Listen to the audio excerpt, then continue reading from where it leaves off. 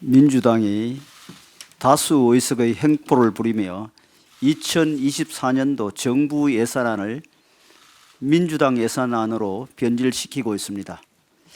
현재까지 전체 17개 상임위 중 11개 상임위가 전체위에서 예산안을 통과시켰지만 그중 행안위, 농해수위, 환노위, 국토위, 산중위, 문체위 등 6개 위원회는 민주당의 일방 통과였습니다.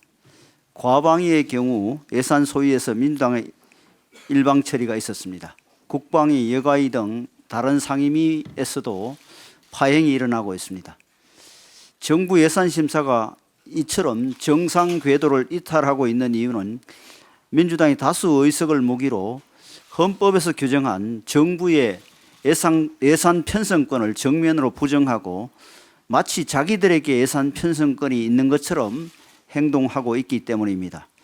헌법 57조는 정부 동의 없이 예산 금액을 늘리거나 새 비목을 설치할 수 없다고 규정하고 있습니다.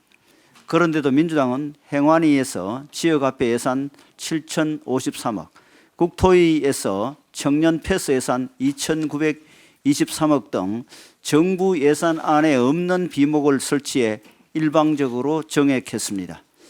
두 항목 모두 이재명 민주당 대표가 주문한 하명 예산이자 대표적인 포퓰리즘 예산입니다.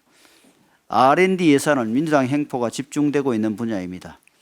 윤석열 정부는 R&D 예산에서 나눠먹기식 비효율을 제거하고 우리의 과학기술을 글로벌 수준으로 업그레이드하고자 과감한 R&D 예산 구조조정을 단행했습니다. 하지만 민주당은 대통령 공약인 글로벌 R&D 등 47건에 대해 1조 1,513억을 삭감한 반면 출연연 운영비 등 161건에 대하여 2023년 수준으로 2조 88억을 정액함으로써 과거의 R&D 구조로 되돌려 놓았습니다. 정부의 R&D 예산 구조 조정을 정면으로 부정한 것입니다. 이 과정에서 민주당은 문재인 정부의 그릇된 정책을 되살리기도 했습니다.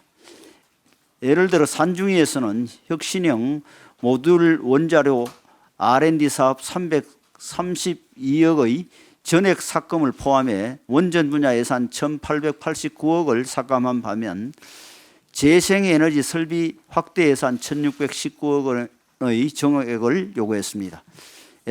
SMR은 미래 성장 동력이자 탄소 중립에도 이바지할 첨단 기술로 이재명 대표의 대선 공약이기도 한데 민주당이 이러한 SMR을 막으면서 부패와 비리로 얼룩졌던 재생에너지 사업은 그냥 내버려 두겠다니 민주당의 자가당착과 왜고집을 도저히 이해할 길이 없습니다. 민주당은 또 미래 예산을 만들겠다더니 분풀이 칼질로 미래의 싹을 싹둑 자르는 일도 서슴지 않고 있습니다.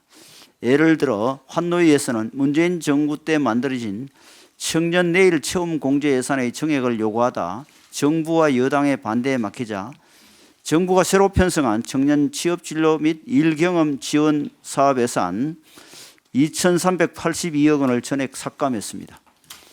올해 7월 기준으로 청년 내일 체험 공제 사업 신규 가입자는 지난해와 같은 기간 누적 가입자 수의 5%에 불과했습니다. 실효성을 잃고 있는 사업 대신 청년들의 취업 역량을 키워주고자 하는 사업 예산을 전액 감액한다는 것은 스스로